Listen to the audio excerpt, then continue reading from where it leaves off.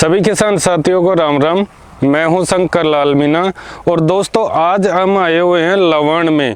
यहाँ पे मनोहर जी ने थाई ग्रीन एप्पल बेर का फार्म लगा रखा है, उसकी विजिट पे आज हम आए हुए हैं यहाँ पे फार्म पे।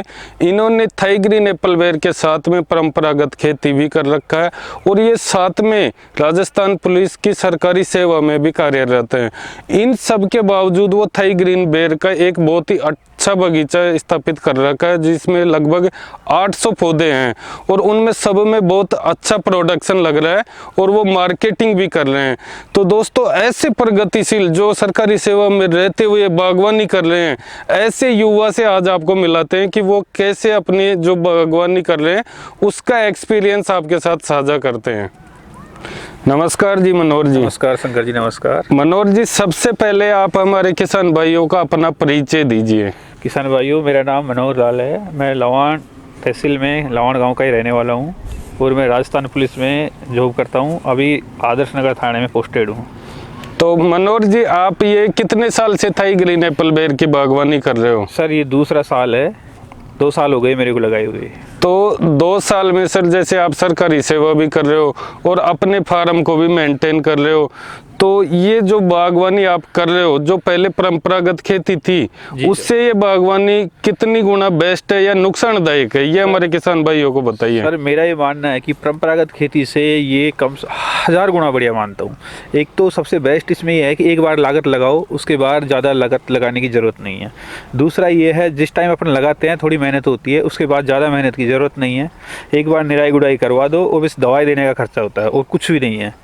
तो जैसे ये आप अपना बगीचा मेंटेन कर रखे हो, कितने पौधे आपके बगीचे में? ये सर अपने पास 808 पौधे हैं। 808 पौधे जी। तो जैसे आपने पिछली बार भी कुछ मार्केट किया और अभी भी आप बता रहे हो कि हम तुड़ाई करके मार्केटिंग कर रहे हैं। अभी अपन तुड़ाई करके कम से कम 10 दिन से तुड़ाई कर रहे हैं और मार्केट में अपन को 25 से 30 रुपए का भाव मिल रहा है। 25 से 30 रुपए केजी एवरेज आपको भाव मिल रहा है सर, और लोकल मार्केट में मिल रहा है। सबसे बड़ी बात ये है, मैं कहीं दूर नहीं जाता हूँ, आसपास की मंडियों में ही दे रहा हूँ। लोकल मार्केट में जी। तो अगर आप 25-30 रुपए किलो यहाँ आपके बेर को बेच रहे हो तो आपको कितना फायदा हो रहा है कि जैसे आप परंपरागत खेती में लागत निकाल के कितना प्रॉफिट हो जाता है 1 बीघे से, और इसमें 1 बीघे से आपको एवरेज कितना प्रॉफिट लग रहा है कि बागवानी में? सर प्रॉफिट तो है, आप लगाओ। अगर अपने 1 बीघा में गेहूं करते हैं तो 20 मन गेहूं बैठते हैं। 20 मन का मतलब होता है कि 8 क्विंटल। 8 क्विंटल इस टाइम में 16,000 के गेहूं हो गए और 5-7 का तूड़ा। 25,000 से ज़्यादा किसी हालत में प्रोडक्शन नहीं जाता है। तो 25,000 में खर्चा एवरेज लगाएं तो खर्चा निकालने के बाद 15,000 रुपये बचेंगे पर बीघा पे। बीघा पे 15,000? जी सर। तो जैसे बेर में लगभग 1 बीघा में 200 पौधे अपने लग रहे हैं। जी सर।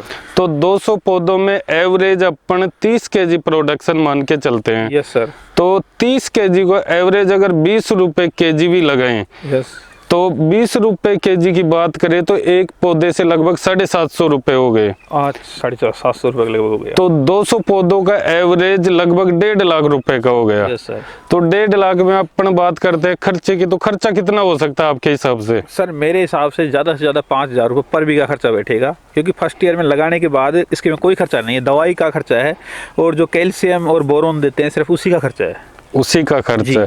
तो इसको अपन 20,000 भी खर्चा पर बीघा का मान ले, तब भी नेट प्रॉफिट बात करें तो 1.25 लाख रुपए एवरेज प्रति बीघा से मिल जाता है किसान को। हाँ सर, आराम से मिल सकता है और कोई ज़्यादा झंझट नहीं है।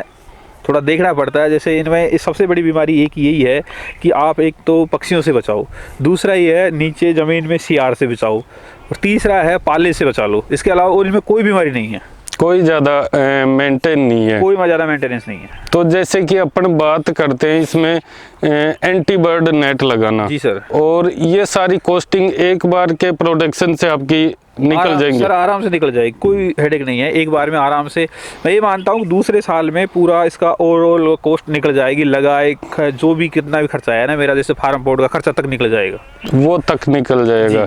तो आपके हिसाब से जैसे शिवशंकर कृषि फार्म एंड नर्सरी आपको प्रॉपर गाइड कर रही है, उससे आपको कितना % फायदा मिला? सर मेरे को बहुत फायदा मिला। पिछली बार ऐसे ही किसी आदमी के चक्कर में मैंने बहुत खर्चा कर दिया था। उसके बाद में क्या बोलते हैं, थोड़ा यूट्यूब के जरिए मैंने शिव शंकर नर्सरी के नंबर मिले और शंकर जी से आपसे बात हुई, उसके बाद में मेरा सब कुछ ठीक रहा। इस बार मैंने ज़्यादा खर्चा भी नहीं किया दवाइयों पे। और जब भी फ़ोन किया, रात को चाहे 10 बजे फ़ोन किया हो चाहे सुबह 7 बजे फ़ोन किया हो, एनी टाइम मेरा कॉल अटेंड किया आपने और मेरे को अच्छा गाइडेंस दिया। मेरे को बहुत अच्छा फ़ायदा हुआ उसका। Thank you. तो आपको क्या लगता है कि आगे किसान भाइयों को बेर की बागवानी करनी चाहिए या नहीं करनी सर चाहिए? करनी चाहिए मेरे हिसाब से, परंपरागत खेती को छोड़ के करनी चाहिए। अगर किसी को लगता है कोई डाउट है तो वो पहले 100-200 पौधे लगा के देख ले, उसका खुद का डाउट क्लियर हो जाएगा, उसके बाद में ऑटोमेटिक कर लेगा। ऑटोमेटिक सबसे बेस्ट बात ये आपकी। तो दोस्तों जैसे मनोहर जी कर रहे हैं, बागवानी भी कर रहे हैं और गवर्नमेंट सर्विस भी कर रहे हैं, तो जैसे आप सरकारी सेवा में हो जी सर। तो फिर बगीचे को कैसे मेंटेन करते हो? सर 6-7 दिन में हम आ जाते हैं, देख लेते हैं, बाकी दवाइयों का गाइडेंस आपसे पूछ के घर वालों को बता देते हैं। बाकी इसमें जितनी ज़्यादा खर्चा तो है नहीं और इतनी ज़्यादा लेबर भी नहीं लगती है। जो दवाइयाँ हैं वो एक दिन आके हम 7-8 दिन में एक बार दे देते हैं। जो फ्लावरिंग होती है तब लगती है, बाकी कोई दिक्कत है नहीं, बाकी घर वाले देख लेते हैं। जी जी। तो दोस्तों जैसे मनोहर जी सरकारी सेवा में रहते हुए बागवानी कर रहे हैं, बागवानी से अच्छा मुनाफा ले रहे हैं, तो इसी प्रकार अगर किसी भी किसान भाई को बागवानी करनी है तो वो शिव शंकर कृषि फार्म एंड नर्सरी से संपर्क कर सकता है। पौधे भी ले सकता है, गाइडेंस भी ले सकता है, या अन्य किसी भी प्रकार की बागवानी के बारे में जानकारी ले सकता है। तो दोस्तों कैसा लगा आपको ये वीडियो कमेंट करके ज़रूर बताइए, और अगर अच्छा लगा हो तो चैनल को सब्सक्राइब करिए और लाइक करिए। थैंक यू दोस्तों वीडियो देखने के लिए। किसान भाइयों को थैंक यू। जय जवान जय किसान, राम राम।